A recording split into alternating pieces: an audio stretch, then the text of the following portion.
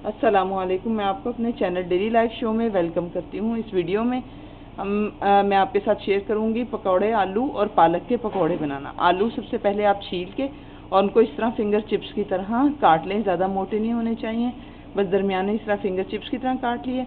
उसके बाद ये पालक है, पालक को भी मोटा मोटा काटना है। ये देखें, आप देख सकते हैं मोटा मोटा पालक है, इसे मोटा मोटा काट लें।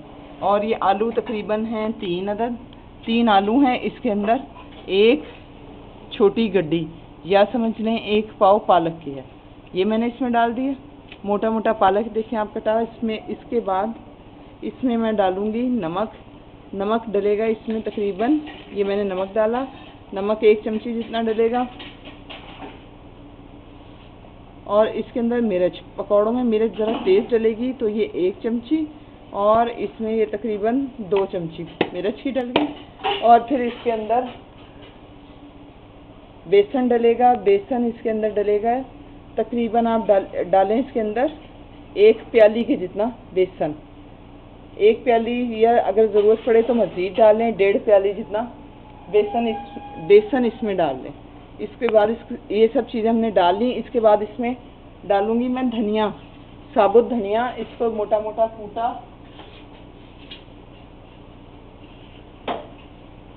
साबुत धनिया ये मोटा मोटा मैंने कूटा हुआ है। ये तकरीबन है 4 बड़े चमचे। ये इसको करके और फिर इसे पानी से मिक्स कर लेंगे।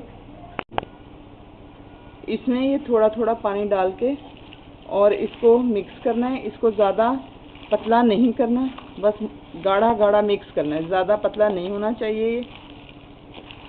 और मैंने आपको बताया था 1 से 3 आलूओं के अंदर, अगर बड़े आलू हैं तो 1.5 प्याली, अगर छोटे आलू हैं तो 1 प्याली बेसन की इसमें डलेगी। अब ये इसके अंदर मैंने डाला, इसमें मुझे बेसन कम लग रहा है, मैंने इसमें बेसन आधी प्याली जो मेरी रह गई थी वो मैंने इसमें शामिल कर ली। और ये देखें, इस तरह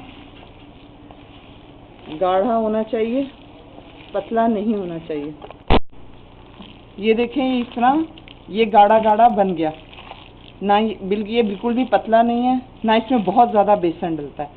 ये इस तरह गाढ़ा गाढ़ा बना। अब इसको आपने क्या करना है कि तेज़ गरम कुकिंग ऑयल में, तेज़ में, हल्के में नहीं, तेज़ गरम कुकिंग ऑयल के अंदर आपने ये हाथ से उठाना है। इसमें चम्मच का इस्तेमाल बिल्कुल नहीं, हाथ से उठा के, बिल्कुल बाजार जैसे पकौड़े बनेंगे। हाथ से उठा के और आपने ऐसे इसको कुकिंग ऑयल में डालते जाना है। ये डाल दिया और इसको आपने बिल्कुल नहीं छेड़ना, कम से कम 5 से 6 मिनट इसको नहीं छेड़ना, जब तक कि एक तरफ से गोल्डन ना हो जाए। जब गोल्डन हो जाएगा फिर इसको आपने पलटना है। फिलहाल इसको पकने के लिए छोड़ दें। ये देखें, मैंने 5 मिनट तक इसको इसी तरह रहने दिया, हत्ता कि एक साइड से गोल्डन हो गए। फिर चिमटे से पकड़ के इसको आप इसकी साइड को पलट दें। चिमटे से कोई भी फ्राइंग की चीज़ करना बहुत आसान है, इसमें किसी किस्म के छींटे नहीं गिरते। एक तरह इसको पलट दिया, एक साइड आप देखें तो ये गोल्डन है इसकी। इसको ऐसे चिमटे से ही आप तोड़ दें अगर बड़े पीस हैं तो, और ये बिल्कुल ऐसे बनेंगे जैसे बाज़ार के पकौड़े। और ये थोड़ी देर इस तरह इस साइड से भी गोल्डन होने दें और इसके बाद इसको निकाल लें, तो ये आपके बिल्कुल बाज़ार जैसे पालक और आलू के पकौड़े तैयार होंगे। ये देखें, ये पकौड़े दूसरी साइड से भी गोल्डन हो गए। अब मैंने इसको चिमटे से पकड़ के और निकाल लिया यहाँ टिश्यू पेपर पे। ये देखें, दोनों तरफ से, इधर से भी गोल्डन हो गए।